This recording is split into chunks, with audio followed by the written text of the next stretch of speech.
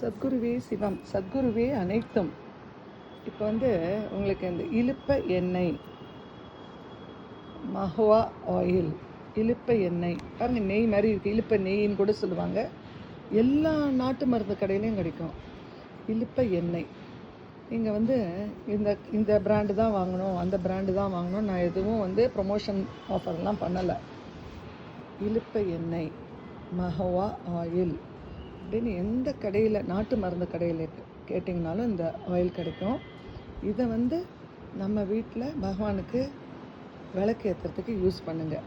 நீங்கள் டெய்லி சாமிக்கு காலையில் ஏந்து விளக்கு ஏற்றுங்க, சாயங்காலம் ஏற்றுங்க. இல்லை அண்ட தீபம் கண்டினியூஸாக எரியிற மாதிரி இந்த நெய் சொல்லுவாங்க, இலுப்ப எண்ணெய்ன்னு சொல்லுவாங்க, இலுப்ப நெய்ன்னு சொல்லுவாங்க. இதை ஊற்றி ஏற்றி பாருங்கள், வீட்டில் அப்படி ஒரு ஆன்மீகம் தவழும். நம்மளுக்கு மனசு நிம்மதியாகும்.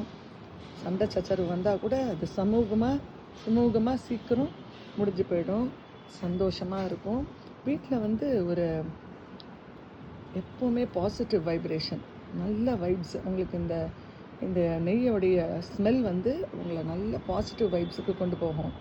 நம்ம தான் மனசை போட்டு உழண்டு அது இது சண்டை போட்டுக்கிட்டு இருப்போம் எப்போவுமே. அதெல்லாம் இல்லாமல் நிம்மதியாக வாழ வைக்கும். ஆமாம், இந்த நெய் அவ்வளோ மகத்துவமாக இருக்குது. நான் கிட்டத்தட்ட ஒரு வருஷமாக இது தான் யூஸ் பண்ணுறேன். நிம்மதி கிடைக்கும் உங்களுக்கு. எல்லோரும் நிம்மதியை தேடி தான் அலையிறோம். பீஸ்ஃபுல்னஸ்.